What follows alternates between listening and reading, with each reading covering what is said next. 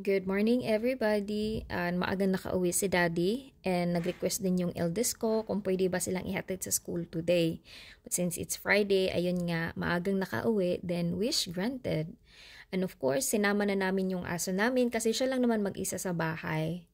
Ayan. At so yung panahon natin today is very makulimlim, cloudy. Ayan.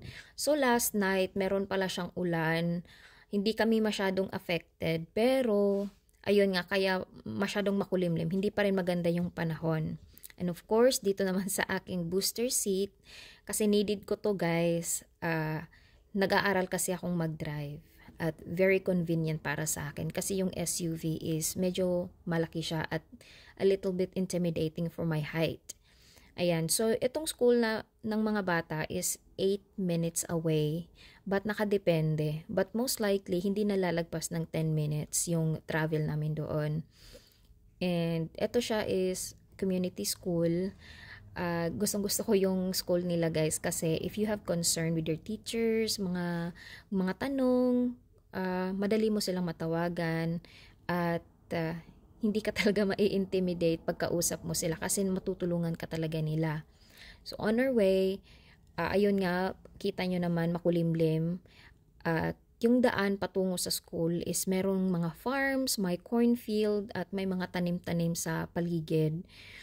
Maganda din siya guys kasi hindi ka maboboringan pag nag-travel ka doon at easy access road lang naman siya. Kita nyo naman sa paligid. Pero yun pa rin is makulimlim siya. Akala ko nga uulan pagkadating namin doon. So ito nga pala siya guys ay papasok na kami ng school. At then nung pagdating namin, we realized na napakaaga pala namin. Ayan, naghintay pa kami ng mga 15 minutes bago sila makapasok kasi yung mga staff ng school is dapat makapasok ng una. And this year pala guys is free yung breakfast at saka lunch nila. Very grateful, very happy. Gusto din nila makatry ng breakfast kasi may waffles this Friday.